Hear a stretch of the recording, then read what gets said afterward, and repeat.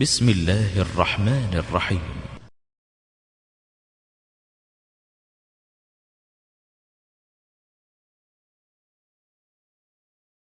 رب العالمين والصلاة والسلام على أشرف الأنبياء والمرسلين نبينا محمد وعلى آله وصحبه أجمعين.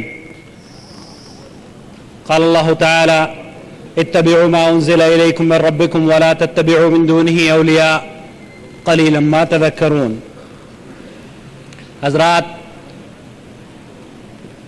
آج کی یہ نشست البرکہ انٹرنیشنل اسکول حیل کندرہ جدہ اور المکتب التعاونی دعوت الجالیات اور اپنے وہ محسنین اخوان متعاونین جو ہمارے ساتھ مسلسل ان مجالس کے انعقاد کے سلسلے میں جدوجہد کرتے رہتے ہیں، ان کے تعاون سے منعقد کی جا رہی ہے، ان سب کے بہاف پر میں آپ حضرات کو، فضیلت شیخ معراج ربانی کو، فضیلت شیخ یاسر الجابری کو اور ان اخوان کو جو کہ دنیا بھر میں ہماری آواز پیل ٹاک پر اصلی اہل سنت جو ہمارا گروپ ہے اس میں سن رہے ہیں، خوش آمدید کہتا ہوں، استقبال کرتا ہوں اور دعا کرتا ہوں کہ اللہ رب العالمین آپ کی اس تشریف آوری کو شرف قبولیت عطا فرمائے، آمین یا رب العالمین. حضرات، آج ہماری نشست کا آغاز، آپ تمام سے درخواست ہے کہ تھوڑے قریب آ جائیں تاکہ جو پیچھے لوگ بیٹھے ہوئے ہیں انہیں بھی جگہ مل جائے. جزاکم اللہ خیر. حضرات، آج ہماری نشست کا آغاز فضیلت شیخ یاسر الجابری کی تقریر دور حاضر کے خوارج سے ہوا ہے، اور اس کے بعد ہم نے فضیلت شیخ معراج ربانی حفظ اللہ کو اصلی بہشتی زیور کے عنوان پر سننا ہے. خطاب سے پہلے میں چند باتوں کی وضاحت کر دینا مناسب سمجھتا ہوں تاکہ جہاں جہاں ہماری آواز پہنچے وہاں وہاں ہماری اس کاوش سے لوگ بدگمانی کا شکار نہ ہوں. اس درس کے مقصد کو سنتے ہی ہمارے خیالات سے متفق ہو جائیں. ہماری دعوت قرآن و سنت کی دعوت ہے، ہم کسی بھی شخص پر تنقید نہیں کرتے. البتہ یہ ضرور ہے کہ ہمارے علماء کرام شرک و بدعات کو بے نقاب کرنے میں کسی سے بھی پیچھے نہیں رہتے. اللہ ان کی حفاظت فرمائے. آپ اگر شرک و بدعات کو دین سمجھتے ہیں تو ہم آپ سے مؤدبانہ گزارش کر رہے ہیں کہ ہم آپ کے لیے لمحہ فکریہ لے کر حاضر ہو رہے ہیں. اللہ کے لیے تعصب نہ کیجیے. آپ تمام کو اس بات کا علم ہے کہ آج فضیلت شیخ معراج ربانی کے خطاب کا عنوان اصلی بہشتی زیور ہے. یہ دلوں کو چھو دینے والا مضمون یا جھنجھوڑ دینے والا مضمون اس لیے رکھا گیا ہے تاکہ آپ اصلی اور نقلی کے فرق کو جان سکیں اور حق و باطل میں فیصلہ کر سکیں. ہمیں یہاں صرف یہ فکر پیش کرنی ہے کہ کیا نقلی بہشتی زیور کا تحفہ دلہا بننے والی خاتون کے لیے انمول تحفہ ثابت ہو سکتا ہے؟ کیا یہ بہشتی زیور دوستوں کے لیے بہترین گلدستہ ثابت ہو سکتا ہے؟ کیا یہ زیور اس لائق ہے کہ اسے جہیز میں دیا جائے؟ کیا اس سے تہذیب و تمدن کے خزانے حاصل کیے جا سکتے ہیں؟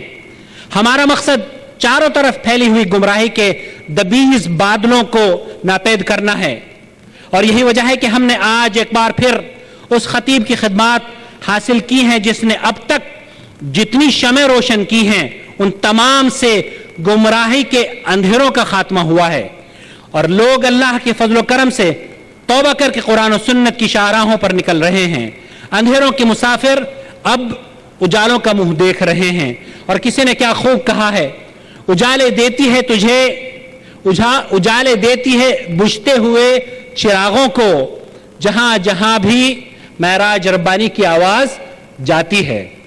میں گزارش کروں گا فضیلت شیخ معراج ربانی حفظ اللہ سے کہ تشریف لائیں اور اصلی بہشتی زیور کے عنوان پر ہمیں مستفید فرمائیں.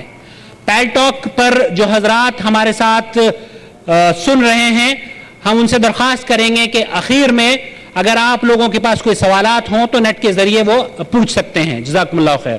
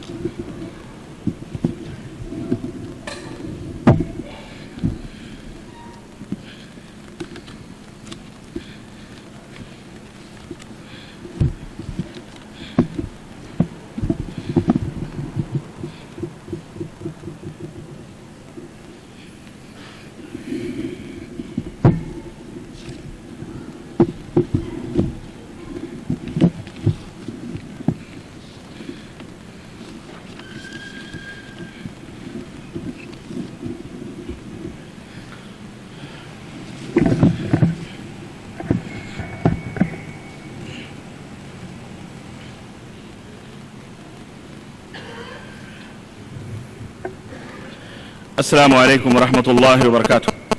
الحمد لله نحمده ونستعينه ونستغفره ونؤمن به ونتوكل عليه ونعوذ بالله من شرور أنفسنا ومن سيئات أعمالنا من يهده الله فلا مضل له ومن يضلله فلا هادي له وأشهد أن لا إله إلا الله وأشهد أن محمدا عبده ورسوله.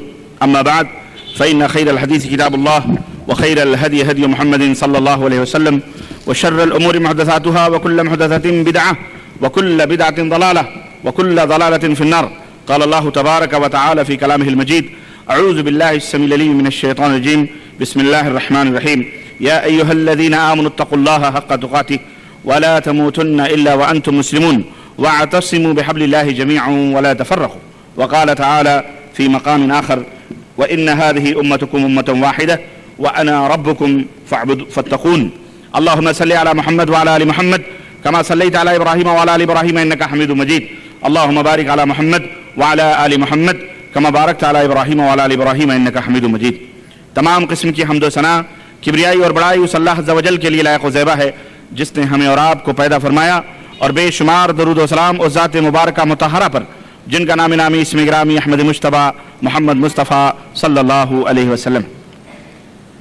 برادران اسلام، نوجوان دوستوں، بزرگوں اور بھائیوں اور قابل احترام اسلامی ماں اور بہنوں، آج بتاریخ 7 صفر 1426 ہجری مطابق 17 مارچ سن 2005 عیسوی کو مکتب توحید الجالیات حی السلامہ دعویٰ سینٹر کی جانب سے البرکہ انٹرنیشنل اسکول حی الکندرہ جدہ کے اس وسیع حال میں جو جلسہ عام منعقد ہوا ہے، اس میں اس بندے ناچیز کو جس موضوع پر خطاب کا حکم ملا ہے وہ موضوع ہے اصلی بہشتی زیور. اللہ عز و جل سے دعا ہے کہ اللہ تبارک و تعالی ہمیں حق باتوں کے کہنے اور سننے اور اس کے مطابق عمل کرنے کی توفیق عطا فرمائے، اور اللہ عز و جل ہمیں ہر قسم کے تعصب اور ہر قسم کے بغض اور حسد سے محفوظ فرمائے، اور اللہ تبارک و تعالی شیطان کے شر اور قید اور مکر سے امت مسلمہ کو نجات عطا فرمائے. آمین یا رب العالمین. میرے دوستوں اور بھائیوں، وقت کی قلت کو مد نظر رکھتے ہوئے بڑے اختصار کے ساتھ میں کچھ باتیں آپ حضرات کی خدمت میں رکھنے کی سعادت حاصل کر رہا ہوں. قبل ازیں کہ میں اصلی موضوع کے اندر داخل ہوں، دو ایک باتیں بطور تمہید آپ کے دماغ میں بٹھانا چاہتا ہوں. پہلی بات تو بھائی برادر محمد عاقل دہلوی نے مجھے بہت ہی قریب کر دیا کہ اس جلسے کے یا اس عنوان پر تقریر کرنے کا جو مقصد ہے وہ آپ کی خدمت میں رکھ دیا کہ مقصد اصلاح ہے. اصلاح ہے، ان اريد الا الاصلاح ما استطعت.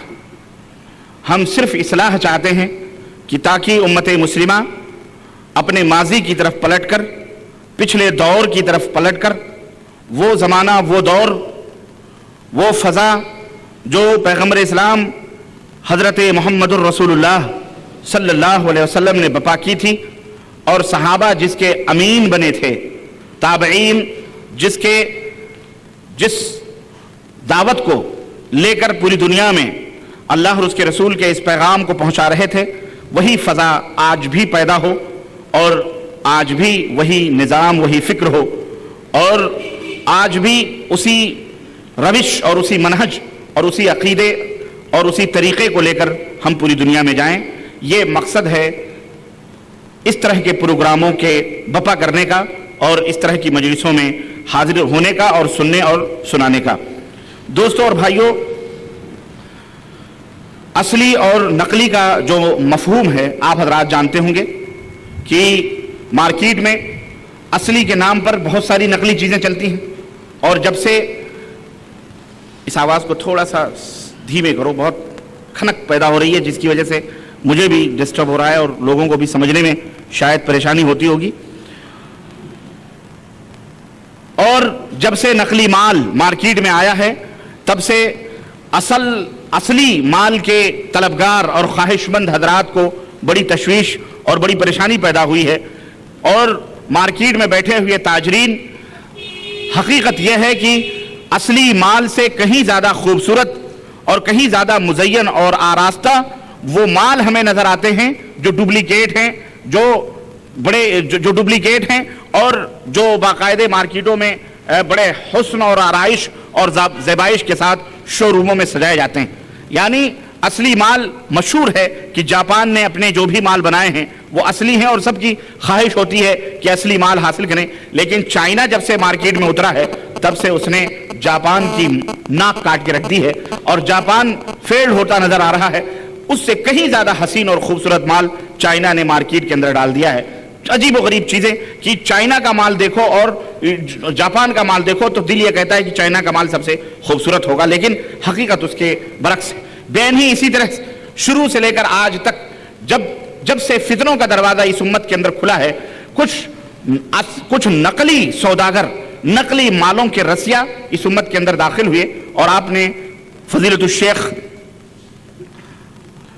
الشیخ یاسر جابری مدنی حفظہ اللہ سے دور حاضر کے خوارج کے موضوع پر ضرور اس طرف انہوں نے اشارہ کیا ہوگا کہ کس طرح سے ڈپلیکیٹ اور نقلی مال امت کے اندر سپلائی کر کے امت کو گمراہ کرنے کی کوشش کی گئی ہے۔ بہرحال عرض کرنے کا مطلب یہ ہے کہ نام کچھ اور ہوتا ہے لیکن اس کے پردے میں کچھ اور چیز سپلائی کی جاتی ہے۔ مثلا لفظ اسلام کا استغلال یا استعمال کثرت کے ساتھ آج کے دور میں ہو رہا ہے، اور آپ حضرات ٹی وی وغیرہ خوب دیکھتے ہیں اور دنیا کے اندر اس وقت سیر سپاٹے کر رہے ہیں اپنے گھروں میں بیٹھ کر کے۔ اسلام آن لائن دیکھیں، یا یہ اسلام کے نام پر قادیانیوں نے بہت بڑا چینل قائم کیا ہوا ہے اور انگلینڈ میں بیٹھ کر کے پوری دنیا کو گمراہ کر رہے ہیں۔ اسلام ٹی وی یا نام مسلمانوں کا رکھ کر کے کس طرح سے گمراہ کر رہے ہیں کہ ایک عام سادہ سودہ مسلمان اگر دیکھے گا تو سمجھے گا کہ یہ واقعی سچے پکے مسلمان ہیں، حالانکہ امت مسلمہ کا اجماع ہے، اہل السنہ والجماعہ کا پوری دنیا میں کہ یہ کافر لوگ ہیں، یہ دائرہ اسلام سے خارج لوگ ہیں، ان کا نبی وہ نہیں جو ہمارے نبی حضرت محمد الرسول اللہ صلی اللہ علیہ وسلم۔ تو اسلام کا نام لے کر انہوں نے کس طرح گمراہ کیا۔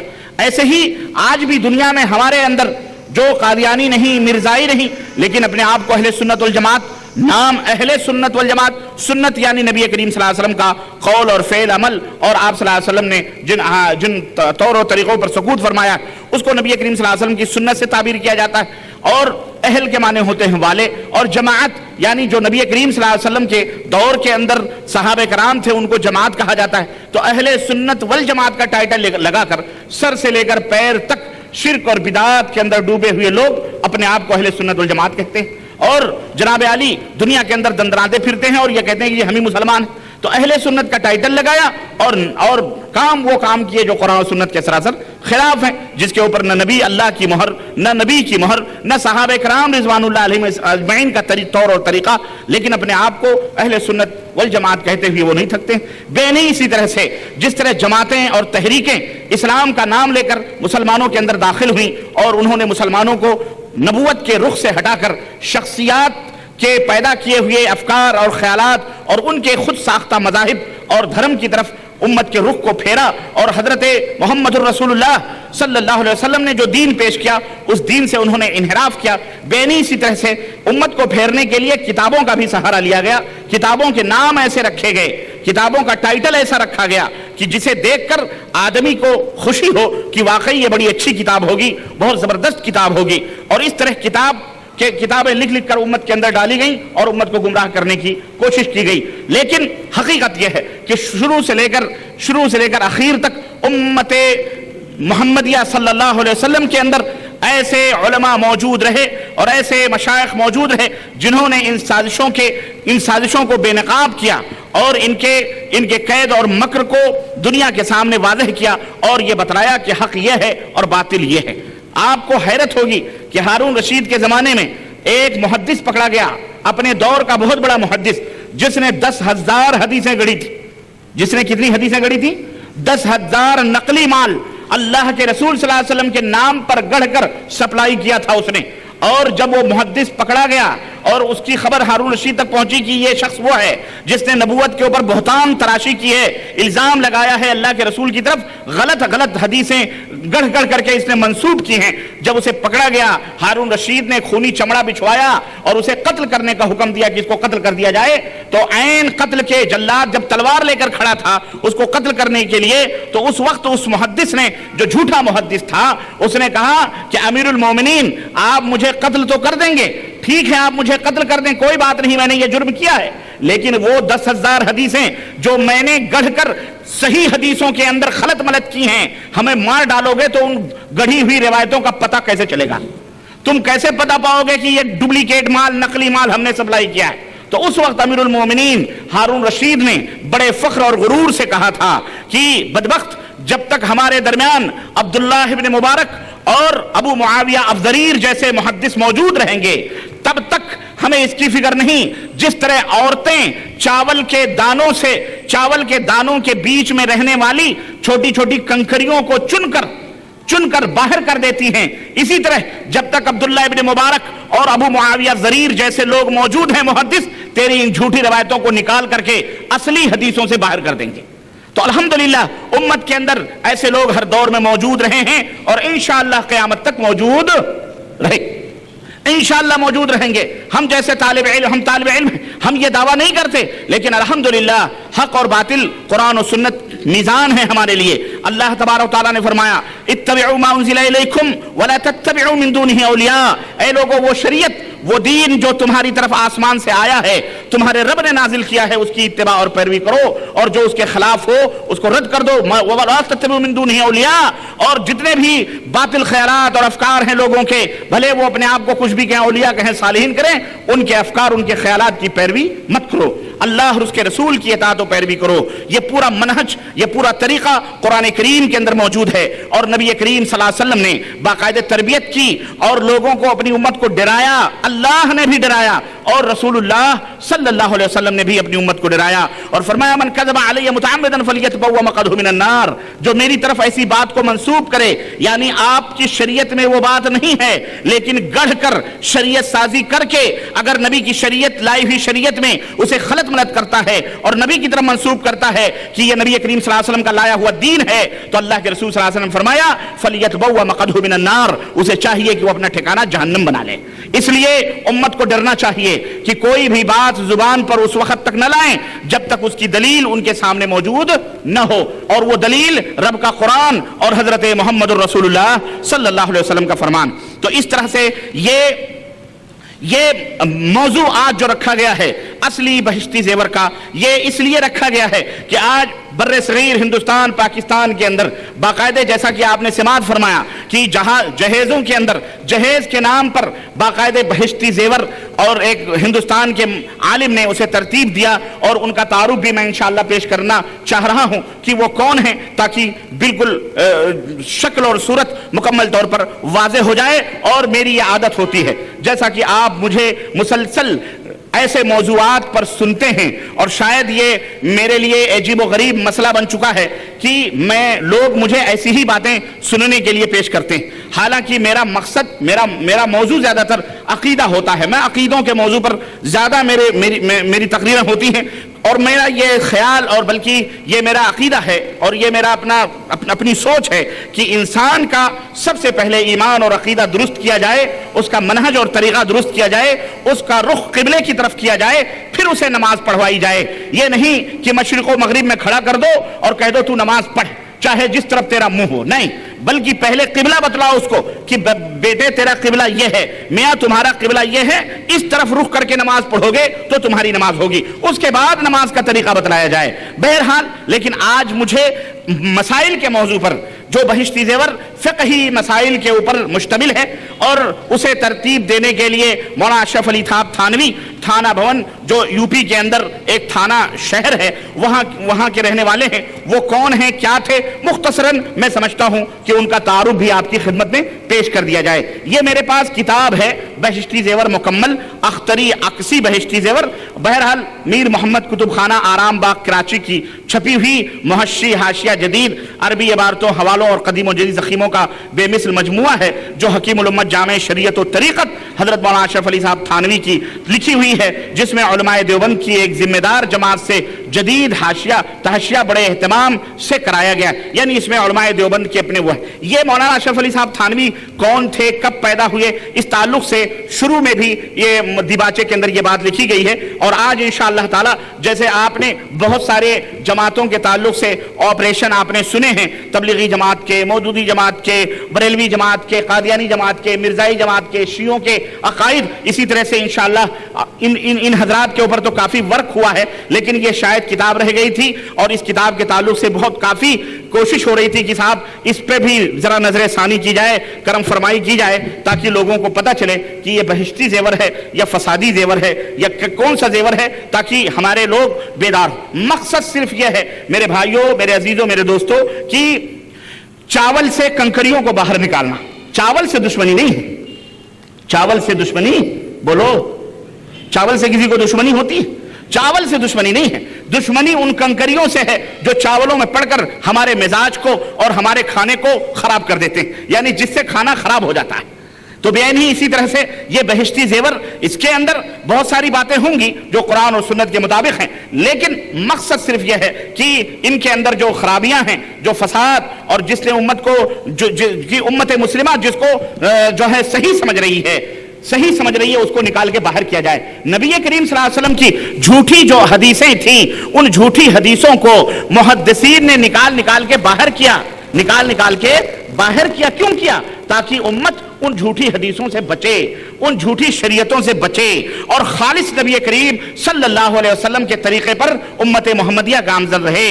اس کو اجماع امت نے سراہا ہے، اس کو علماء امت نے سراہا ہے، اور اس کی پذیرائی امت کے اندر ہوئی ہے۔ لوگوں نے، محدثین ایسے لوگوں کو بڑے فخر کے ساتھ درس اپنے مدارس کے نصابوں میں بھی ان کی جرح کو، ان کی تعدیل کو پیش کیا ہے ایک مکمل سبجیکٹ کی شکل میں، اور ایسے علماء کی پذیرائی ہوئی ہے جنہوں نے اصول اور ضابطے کے تحت باریک بینیوں کے ساتھ، بڑی دقت کے ساتھ ضعیف اور موضوع روایات کو واضح کیا ہے، اور امت ان کی احسان مند ہے، امت احسان سمجھتی ہے۔ جیسے اس دور کے محدث، اس دور کے بڑے پائے کے محدث علامہ ناصر الدین البانی رحمت اللہ علیہ، امت پر ان کا عظیم الشان اس دور میں احسان ہے کہ رحمت اللہ علیہ جنہوں نے صحیح احادیث کے ذخیرے کو الگ کیا اور ضعیف اور موضوع روایات کو انہوں نے الگ کتابوں کے اندر بیان کیا۔ یہ اور بات ہے کہ کچھ بد باطن اور کچھ شریعت ساز ذہنیت کے لوگ ایسے ہیں کہ ان کا نام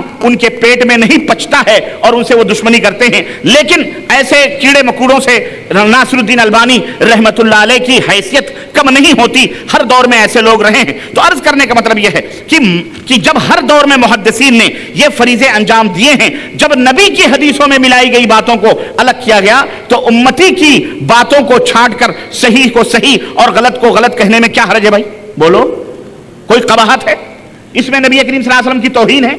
بولو۔ بلکہ میں یہ سمجھتا ہوں کہ اگر ان موضوع اور گڑھی ہوئی باتوں کو بھی عمل کیا گیا، اس میں نبوت کی توہین ہے۔ بین ہی اسی طرح سے اگر اس امت کے کوئی عظیم شخصیت اس امت کی ہے، اگر اس نے غلط بات لکھی ہے، اس کی غلط بات کو غلط کہنا یہ جرم تو نہیں ہے؟ اس لیے ناک بھونا چڑھائے جائیں، بڑی سنجیدگی کے ساتھ ان مسائل کو ان چیزوں کو سنا جائے. بہرحال ابتداءً اشرف علی صاحب مولوی اشرف علی صاحب تھانوی کے تعلق سے میں بتاؤں کہ اس میں لکھا ہوا ہے کہ اور یہ بھی سید سلیمان احمد ندوی نے اس مقدمے کو لکھا ہے, لکھتے ہیں انہی کے نام سے یہ چھپا ہے, اللہ بہتر جانتا ہے کہ انہوں نے لکھا یہ کس نے. المہم لکھتے ہیں کہ حکیم الامت حضرت مولانا محمد اشرف علی تھانوی قدس سرہ کی ولادت 5 ربیع الثانی 1880 کو صبح صادق کے وقت قصبہ تھانہ بھون ضلع مظفر نگر میں ہوئی. حافظ غلام مرتضیٰ صاحب پانی پتی نے جو ایک مجذوب صفت بزرگ تھے, جو ایک مجذوب صفت, مجذوب آپ سوچیں گے مجذوب کون سے صفت والے بزرگ ہوتے ہیں؟ ہاں کچھ لوگ ہوتے ہیں مجذوب صفت کے لوگ ہوتے ہیں. مجذوب کہتے ہیں جذب یعنی ڈوبا ہوا, یعنی جس کو ہم کہہ لیں فنا. اب وہ کئی قسم کے مجذوب ہوتے ہیں, کوئی فنا فی اللہ ہوتا ہے, کوئی فنا فی الرسول ہوتا ہے, کوئی فانی قسم کے لوگ جن پاگل سمجھو, پاگل سمجھ لو ان کو, کیا سمجھ لو, پاگل سمجھ لو. ہاں چنانچہ اہل سنت والجماعت کا ٹائٹل لگانے والے ہمارے بر صغیر ہندوستان پاکستان کے امام اعلیٰ حضرت فاضل بریلوی جو حنفیوں کے بہت بڑے عالم ہیں اور شہر بریلی کے اندر پیدا ہوئے اور جماعت بریلویہ کے فاؤنڈر ہیں. اور میں کہتا ہوں فاؤنڈر نہیں بلکہ یہ فکر تو بہت پہلے سے تھی. یوں کہیں کہ اس گونگی بہری بدعت اور شرک کو زبان دینے والے احمد رضا خان صاحب نے مجذوب کی تعریف لکھی ہوئی ہے اور انہوں نے مجذوب کے واقعات بھی لکھے ہوئے ہیں کہ ایسے ایسے مجذوب ہوتے ہیں, ایسے ایسے مجذوب ہوتے ہیں. المہم میں اس دلدل میں نہیں جانا چاہتا, اور اس دلدل میں جانا ہے تو مجذوبوں کے واقعات پڑھیں آپ, مجذوبوں کے واقعات سنیں, میری کیسٹوں کے اندر موجود ہیں. صوفی اور برہمن, صوفی اور شیطان, صوفیوں کا مذہب, اس کے اندر آپ مجذوبوں کے حالات پڑھیں گے. ایک مجذوب تھے مصر کے اندر, جب بھی کوئی دھوبی یا کوئی گھڑسوار کوئی گدھے کے اوپر بیٹھ کر کے, اب بات آئی ہے شرم اور حیا کی ہے, لیکن اب میری مائیں بہنیں بھی بیٹھی ہوئی ہیں, آپ بھی بیٹھے, لیکن اب کیا کریں, ذلیلوں نے ایسی باتیں لکھی ہیں تو اب کھول کر کے بیان نہ کریں تو پھر کریں تو کیا کریں. اب یہ بھی سنانا بھی مشکل اور کہنا بھی مشکل رکنا بھی مشکل ہوتا. چنانچہ وہ مجذوب ایسے تھے اعلیٰ حضرت, میں آپ کو کیا بتاؤں کہ وہ کہتے ہیں گدھا لے کے اگر سڑکوں پہ جاتا تو وہ اتنا اس کو ولی سمجھتے ہیں, اس کو کہتا اتر, گدھے سے اتارتا, کہتا اس کا سر پکڑ, اس کا سر پکڑتا اور یہ مجذوب پیچھے سے اسے بدکاری کرتا تھا گدھے کے ساتھ. یہ مجذوب, یہ کون؟ ایک مجذوب تھے اعلیٰ حضرت نے اپنی ملفوظات کے اندر بھی لکھا, گجرات کے اندر, احمد آباد کے اندر, جو بالکل عورتوں جیسی شکل و صورت رکھتے تھے, ناکوں میں پھلیاں, کانوں میں بالیاں, لبوں پہ لپسٹک, عورتوں جیسا لباس, جوڑے سوڑے سب باندھ کر کے, چوڑی کنگن ونگن پہن کے اور جناب علی چلتے تھے. ایک قاضی, بارش نہیں ہو رہی تھی, قاضی شہر نے کہا کہ میاں مردوں جیسا لباس اپنائیے, چلیے نماز پڑھنے کے لیے. اب چونکہ قاضی صاحب نے کہہ دیا اس لیے نماز پڑھنے چلے گئے. اب نماز پڑھنے چلے گئے, انہوں نے کیا کیا, اپنے چوڑیاں اتاری, پھلیاں اتاری, مردانہ لباس پہنا اور مسجد کے اندر گئے. جب امام صف میں کھڑے ہوئے اور جب امام نے اللہ اکبر کہا تو اس وقت یہ مجذوب صاحب جو تھے یہ چیخ پڑے اور انہوں نے کہا کہ انہوں نے کہا اعوذ باللہ, انہوں نے کہا ارے کیا کہا, انہوں نے کہا کہ مجھے بیوہ کیے دیتے ہو, مجھے بیوہ کیے دیتے ہو, اور نماز چھوڑ کر کے بھاگ آیا. یہ نماز چھوڑ کر کے بھاگ آیا. اعلیٰ حضرت لکھتے ہیں اتنا کہنا تھا کہ وہی عورتوں کے جوڑے, وہی ناکوں کے اندر پھلیاں, کانوں کے اندر بالیاں, وہی عورتوں والا زنانہ لباس ان کے جسم کے اوپر فوراً آٹومیٹک آ گیا. ہاں مسجد ہی کے اندر. چنانچہ ایک دفعہ اتنے بڑے مجذوب تھے, وہ نماز نہیں پڑھتے, نماز ہاں فنا رہتے, اور یہ ولی اللہ ہیں. چنانچہ ایک دفعہ شہر میں بارش نہیں ہو رہی تھی, قاضی نے کہا کہ حضور دعا کیجئے کہ بارش ہو جائے, حضور دعا کیجئے بارش ہو جائے. اب مجذوب صاحب نے کہا کہ میں حقیر فقیر میں کیسے دعا کروں, لیکن کہا نہیں آپ دعا کیجئے. پتھر اٹھایا, اب دعا کرنے کا مجذوب کا طریقہ دیکھیے, پتھر اٹھایا اور آسمانوں کی طرف اپنی چوڑیاں لے گئے اور کہا پانی برساؤ ورنہ اپنا سہاگ واپس لے لو. اعوذ باللہ. یہ مجذوب ہیں. میں نے مجذوب کی مثال بیان کی ہے, اور یہ بھی احناف کے بہت بڑے عالم ہیں, اعلیٰ حضرت ہیں, کوئی حکیم الامت ہے, کوئی کچھ ہے, لیکن یہ بھی اپنی جماعت کے بہت بڑے عالم ہیں. تو بات آئی ہے تو مجذوب صاحب پانی پت کے مجذوب تھے. اب یہ کیسے تھے واللہ اعلم بالصواب, ان کا تذکرہ یہاں نہیں ہے. آپ کی ولادت کی پیشین گوئی اس وقت فرمائی تھی جبکہ اس کے آثار بھی پائے نہ جاتے تھے. یعنی ابھی مولانا اشرف علی صاحب تھانوی عالم عدم سے عالم وجود میں آئے بھی نہ تھے, کوئی عطا پتہ لتا بھی نہیں تھا, یعنی حمل عمل کچھ بھی نہیں تھا, جبھی حضرت مجذوب نے حضرت کے آمد کی پیشین گوئی. بولو ایسے نہیں کوئی حکیم الامت بنتا ہے. حکیم الامت بننے کے لیے شروع سے ہی مکمل فیلڈ ہموار کی جاتی ہے, تیار کی جاتی ہے, تاکہ تم یہ تمام سب سن کر کے باقاعدہ سجدہ ریز ہو جاؤ, نام سنتے ہی سجدے میں پڑ جاؤ. بڑے اتنے بڑے عالم ہیں حکیم الامت. آپ کا نام اشرف علی اسی وقت تجویز فرمایا تھا, ابھی پیدا بھی نہیں ہوئے, آثار بھی نہیں ہوئے, کچھ بھی نہیں. نام کیا رکھا تھا ان کا؟ مجذوب صاحب نے بولو بولو اشرف علی.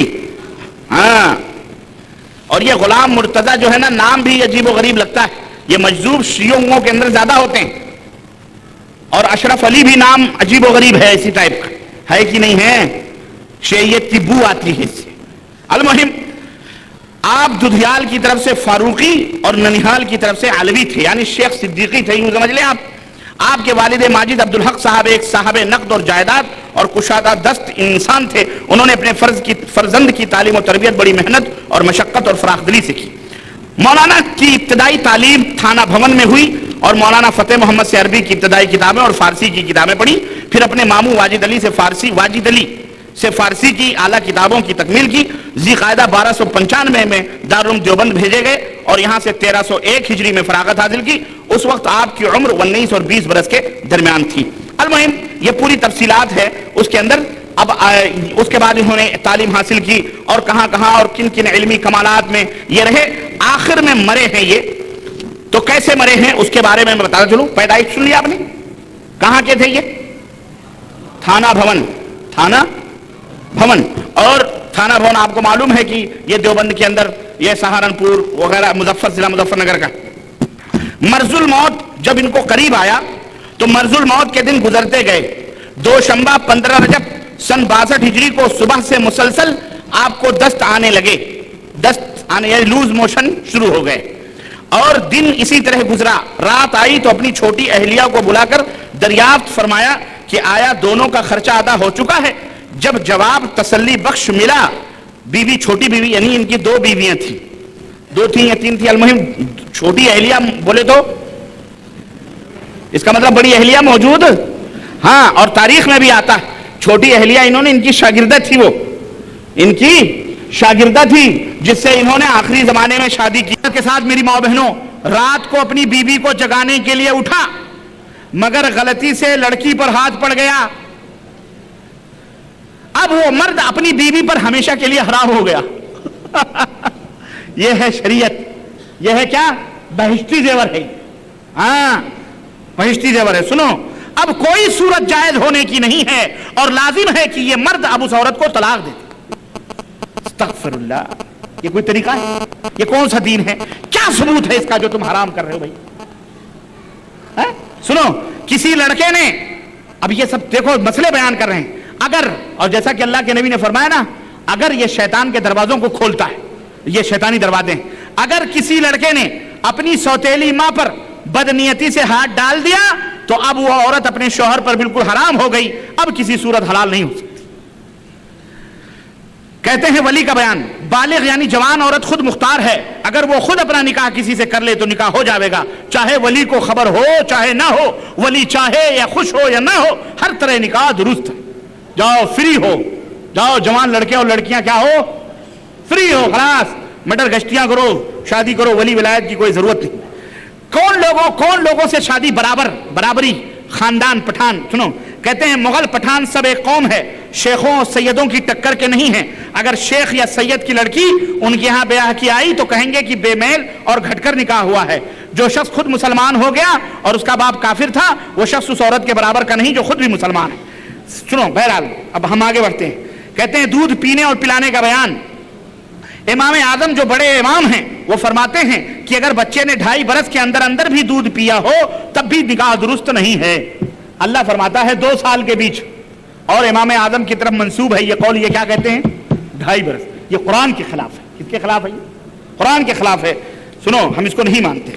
بہرحال کہتے ہیں مردہ عورت کا دودھ, مردہ عورت کو دودھ نکلتا ہے, اور کون نچوڑے گا مردہ عورت کو؟ دیکھو ذلت کی حد ہے. کہتے ہیں اگر مردہ عورت کا دودھ دو کر کسی بچے کو پلا دیا تو اس سے بھی سب رشتے حرام ہو جاتے ہیں. مجھ سے کون سے؟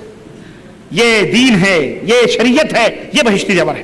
کہتے ہیں کسی، سنو آگے بڑھو، میاں کے لاپتہ ہو جانے کا بیان. جس کا شوہر بالکل لاپتہ ہو گیا، ذرا غور سے سننا، معلوم نہیں مر گیا یا زندہ ہے، تو وہ عورت اپنا دوسرا نکاح نہیں کر سکتی، بلکہ انتظار کرتی رہے کہ شاید آ جاوے.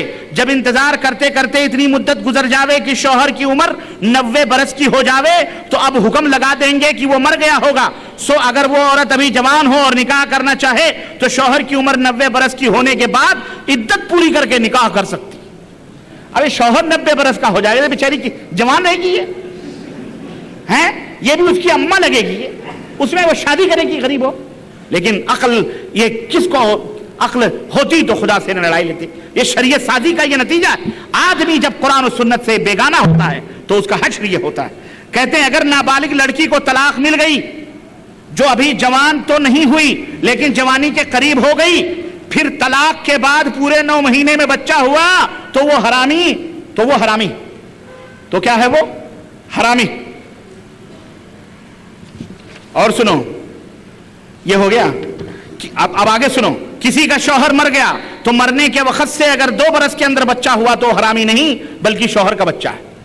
مر گیا اور 2 برس کے بعد بچہ پیدا ہوا، کتنے برس کے بعد؟ ہاں، تو حرامی نہیں ہے، وہ حلالی ہے. سنو، کہتے ہیں میاں پردیس میں ہے. سعودی والوں سنو ذرا غور سے، تم سعودی عرب میں رہتے ہو نا، لوگ چچا بڑا لڑائی کرتے ہو، میری بیوی کو یہ ہو گیا، بعد میں ہمارے پاس مسئلے لاتے ہو. یہ حکیم الامت کی پڑیا استعمال کرو. دیکھو، میاں پردیس میں ہے، مدت ہو گئی، برسیں گزر گئی کہ گھر نہیں آیا اور یہاں لڑکا پیدا ہو گیا اور شوہر اس کو اپنا ہی بتاتا ہے، تب بھی وہ از روئے قانون شرع حرامی نہیں، اسی شوہر کا ہے. لو بھیا، فرسٹ کلاس چھوٹ ہے. عورت اگر یہ کیس کرے کہ ہماری شریعت میں ہے تو جائز.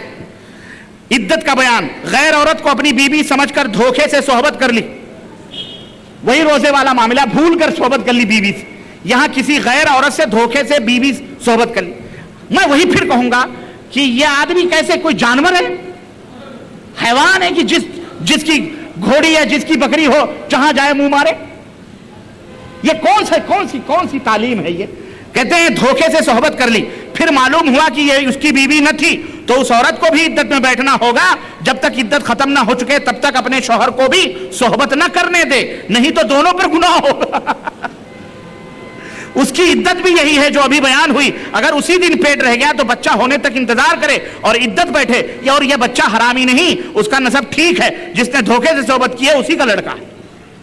فرسٹ کلاس کوکھ اور گود دینے کا. سنو، اجارے فاضل پڑھنے کے لیے کوئی کتاب کرائے پر لے تو یہ درست نہیں بلکہ یہ باطل ہے. گھر سجانے کے لیے جھاڑ فانوس وغیرہ کرائے پر لینا درست نہیں، اگر لایا بھی تو وہ دینے والا کرایہ پانے کا مستحق نہیں. فاتحے کا بیان میں نے دیا تھا کہ سنی بہشتی زیور والے نے فاتحہ بیان کیا تھا. لکھتے ہیں فاتحے کا بیان بہشتی زیور حصہ نمبر 6. فاتحہ یعنی مردے کو ثواب پہنچانے کا طریقہ کیا ہے؟ سو اس کی حقیقت شرع میں صرف اتنی ہے کہ کسی نے کوئی نیک کام کیا، اس پر جو کچھ ثواب اس کو ملا اس نے اپنی طرف سے وہ ثواب کسی دوسرے کو دے دیا کہ یا اللہ میرا یہ ثواب فلاں کو دے دے اور پہنچا دے. مثلا کسی نے اللہ کی راہ میں کچھ کھانا یا مٹھائی یا روپیہ پیسہ کپڑا وغیرہ دیا اور اللہ تعالیٰ سے دعا کی جو کچھ اس کا ثواب مجھے ملا ہے وہ فلاں کو پہنچا دے. یا ایک آدھ پارا قرآن کریم پڑھا، آدھ سورت پڑھی اور اس کا ثواب بخش دیا. وہ نیک کام آج ہی کیا ہو یا اس سے پہلے عمر بھر میں کیا ہو، یہ دونوں ثواب پہنچ جاتا ہے. اور یہ ازروی شرع ثابت. کہاں ثابت ہے؟ یہ کس نے بتایا؟ اللہ نے، رسول نے. کس نے بتایا؟ یہ ان کے اپنے گھر کی. مرید بننے کے کئی فائدے ہیں. بہرحال وہ سب چھوڑیں، آپ مرید بننے کے کہاں جائیں گے آپ. اور ایک واقعہ، بڑے واقعات ہیں. بہرحال سنو، چھوڑو. وہ آمنہ رملیہ کا ایک واقعہ میں بتاؤں. حضرت نے بڑے قصے لکھے ہیں جیسے فضائل اعمال میں ہیں کہ ایک بزرگ ہیں بشر بن حارث، وہ ان کی زیارت کو آتے. ایک دفعہ حضرت بشر بیمار ہو گئے، یہ ان کو پوچھنے گئیں. آمنہ رملیہ پوچھنے گئیں. احمد بن حنبل جو بہت بڑے امام ہیں وہ بھی پوچھنے آ گئے حال چال. معلوم ہوا کہ یہ آمنہ ہے، رملہ سے آئی ہیں. امام احمد نے بشر سے کہا کہ ان سے ہمارے لیے دعا کرواؤ. بشر نے دعا کے لیے کہا. انہوں نے دعا کی کہ اے اللہ بشر اور احمد دونوں کو دوزخ سے پناہ چاہتے ہیں، ان دونوں کو پناہ دے. امام احمد کہتے ہیں کہ رات کو ایک پرچہ اوپر سے آ کے گرا. اوپر سے آسمان سے پرچہ گرا، اس میں بسم اللہ کے بعد لکھا ہوا تھا ہم نے منظور کیا اور ہمارے یہاں اور بھی نعمتیں. اوپر سے آج بھی جنتوں کے پرچے آ رہے ہیں. یعنی احمد بن حنبل کو جنت اس کی دعا سے ملی، وہ بھی پرچہ آیا آسمان سے. نبیوں پہ وہی آتی ہے، یہاں پرچے آسمان سے گرتے ہیں. نعوذ باللہ. اس طرح کے بڑے واقعات ہیں, میں وہاں اس میں نہیں جانا چاہتا. کہتے ہیں بچہ ہونے کا درد, یہ آیت کریمہ ایک پرچے پر لکھ کر پاک کپڑے میں لپیٹ کر عورت کے بائیں ران میں یہ قرآن کی آیت باندھ دو, ہاں انشاءاللہ تعالی بچہ آسانی سے پیدا ہوگا. اور وہ آیت کیا ہے؟ اذا السماء انشقت وأذنت لربها وحقت, اور پوری آیت کریمہ ہے. یہ بچہ پیدا کرانے کے لیے یہ قرآن کی آیتیں نازل ہوئی تھی. بولو سنو, نجاست کہتے ہیں نجاست کے اوپر جو گرد و غبار ہوتی ہے وہ بھی پاک ہے. نجاست کے اوپر پیخانہ وخانہ اس کے اوپر غبار پڑے ہیں تو پیخانہ تو ناپاک ہے, لیکن وہ غبار کیا ہے؟ اب وہ پاک ہونے سے کوئی کیا کرے گا غبار؟ یہ بتاؤ. سنو, ناپاک تیل یا چربی کا صابن بنا لیا جائے تو وہ پاک ہے. وہ کیا ہے؟ پاک ہے. اور بہرحال میں مختصر آپ کو بتانا چلا ہوں. اعوذ باللہ. سنو, یہ کس کا بیان ہے بھیا؟ جن صورتوں میں غسل فرض نہیں ہوتا, جن صورتوں میں غسل فرض نہیں ہوتا.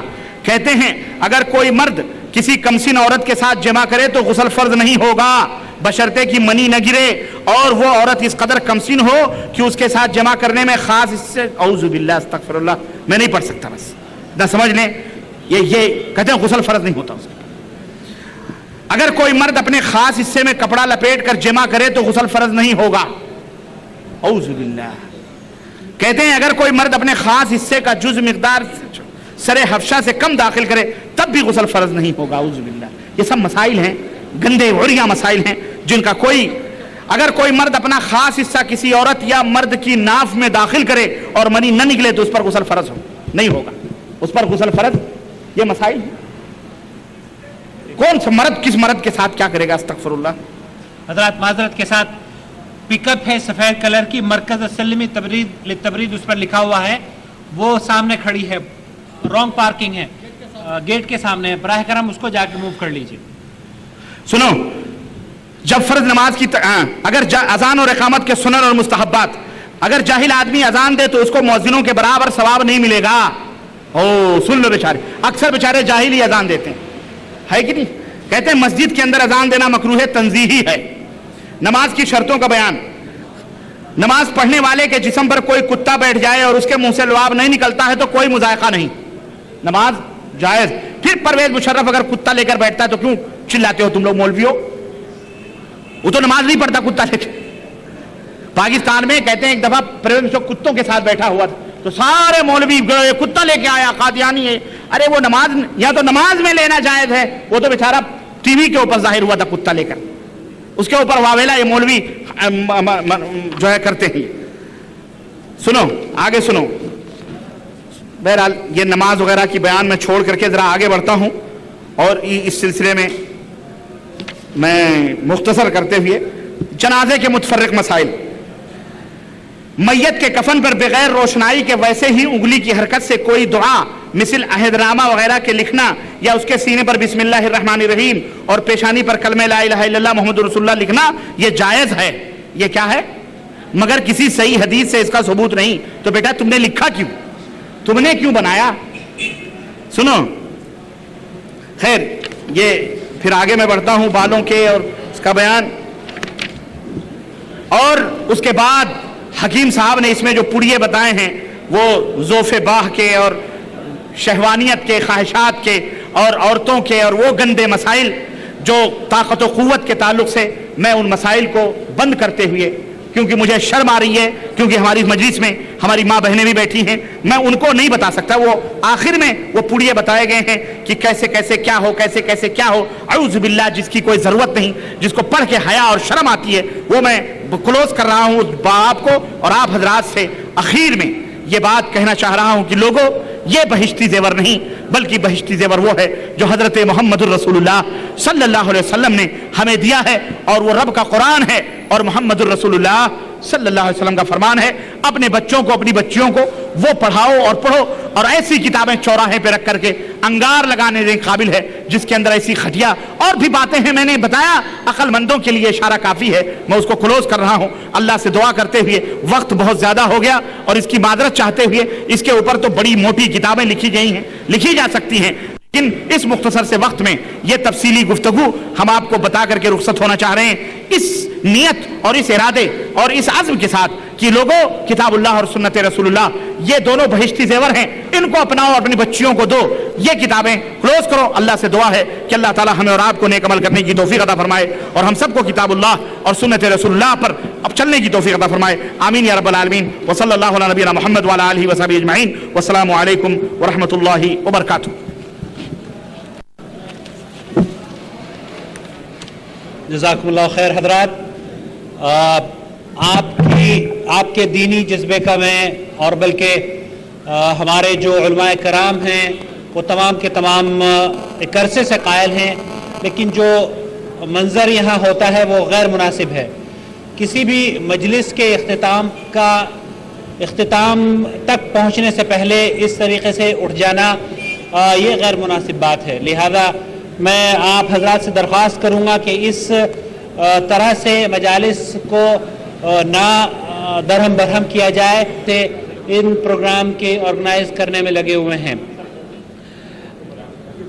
جیسا میں عرض کر چکا ہوں کہ یہ پروگرام یقیناً آپ کے تعاون کا محتاج ہے۔ تعاون سے مراد یہ نہیں ہے کہ ہمیں صرف مالی تعاون درکار ہے، بلکہ آپ تمام حضرات سے درخواست ہے کہ تعاون جب آپ یہاں تشریف لائیں تو کم از کم جب تک پروگرام ختم نہ ہو تو بیٹھے رہیں، اور یہ سنت بھی ہے۔ نبی کریم صلی اللہ علیہ وسلم جب کسی مجلس میں تشریف رکھتے تو اس وقت تک اس مجلس کو اختتام نہ کرتے جب تک کہ سبحانک اللہم و بحمدک اشہد ان لا الہ الا انت استغفرک و اتوب الیک یہ الفاظ نہ کہہ لیتے، یا کفارۃ المجلس جس کو کہا جاتا ہے وہ دعا نہ پڑھ لیتے۔ یہ نہایت ہی غیر مہذب طریقہ ہے جو کہ آج ہم نے یہاں پر جس کا مشاہدہ کیا ہے۔ ایک چیز اور میں عرض کرنا چاہوں گا کہ ہماری تقاریر اور جو ایکٹیویٹیز ہو رہی ہیں ان کے نتائج میں الحمدللہ بہت سے اخوان نے توبہ کری ہے، اور جو حضرات توبہ کر رہے ہیں ان کی ہم آڈیو کیسٹس پر ان کی آواز ریکارڈ کرنے کا سلسلہ شروع کیا ہوا ہے۔ تو آپ حضرات ہم سے رابطہ کریں، اپنی تحریری طور پر ہمیں یا ای میل کے ذریعے ہم سے اپنی توبہ کی کہانی ہمیں لکھ کر بھیجیں۔ یقین جانیے آپ کی توبہ کی کہانی 10-15 منٹ کی اگر ہوگی اور اس کو سن کر ایک آدمی بھی توبہ کی اسے توفیق ہو گئی اور شرک و بدعات سے توبہ کر لی اس نے، تو انشاءاللہ تعالیٰ وہ شاید آپ کی اور ہماری نجات کا ذریعہ بن جائے۔ جو حضرات ہمیں رابطہ کرنا چاہتے ہیں، چونکہ یہ پیل ٹاک پر پوری دنیا میں پروگرام دیکھا جا رہا ہے، ہم ان کے لیے خاص طور پر اپنے عناوین پیش کرنا چاہتے ہیں تاکہ وہ ہمیں ای میل کے ذریعے یا خطوط کے ذریعے اپنی توبہ کی کہانی یا اپنے مشورے یا اپنے تعاون سے ہمیں نواز سکتے ہیں۔ جدہ میں ہمارا ایڈریس ہے، پی او باکس نمبر ہے 8928 جدہ 21492، اور میرا فون نمبر ہے 0504686317۔ جو حضرات ای میل پر رابطہ کرنا چاہتے ہوں وہ میرا ای میل نوٹ فرما لیں، muhammadaqil@hotmail.com۔ ہمارا جو گروپ ہے ای میل پر جو ہماری ایکٹیویٹیز ہیں، ای گروپ، اس کا نام ہے hadith@yahoo.groups.com۔ حدیث کی اسپیلنگ ہے HADEETH@yahoo.groups.com۔ اس گروپ میں آپ شرکت فرما کے ہماری جو ایکٹیویٹیز ہیں اس سے انشاءاللہ تعالیٰ آپ کو آگاہی ہوتی رہے گی۔ جو فون نمبر اگر آپ حضرات کو ای میل پہنچتی ہے تو ہمیں فون نمبر نہ دیجیے، اور اگر آپ کو اطلاعات نہیں مل پاتی ہیں تو آپ براہ کرم اپنے ایک صفحے پر فون نمبر لکھ کر ہمیں ضرور دے دیجیے تاکہ مستقبل میں ہم آپ تک اطلاعات بھیجتے رہیں۔ ہندوستان میں ہمیں رابطہ کرنے کے لیے دارالکتب الاسلامیہ 419 اردو مارکیٹ، گلی مٹیا محل، جامع مسجد، دہلی، فون نمبر 232-69123۔ بنگلور میں التوعیہ کیسٹ ہاؤس 49 چار مینار مسجد road, Shivaji Nagar, Bangalore, phone number 08055498804۔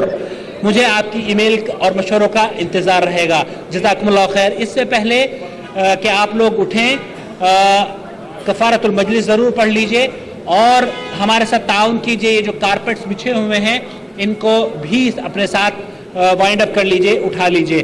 اور ایک اعلان یہ بھی ہے کہ فضیلت شیخ ڈاکٹر پروفیسر طالب الرحمان کی ایک کیسٹ جو جبیل دعوت سینٹر میں ریکارڈ کی گئی تھی، شیخ انصار زبیر محمدی نے جو پروگرام کیا تھا گزشتہ چند مہینوں پہلے، وہ دستیاب ہے جماعت المسلمین کے بارے میں. اس کا عنوان ہے جماعت المسلمین کو بے نقاب کیا ہے.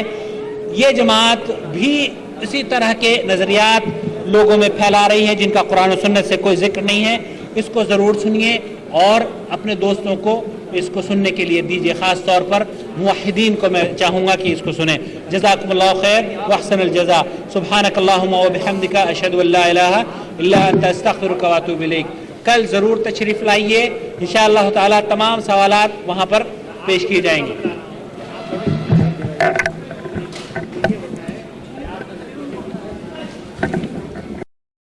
الله ولي الذين آمنوا يخرجهم من الظلمات إلى النور والذين كفروا أولياؤهم الطاغوت يخرجونهم من النور إلى الظلمات أولئك أصحاب النار هم فيها خالدون.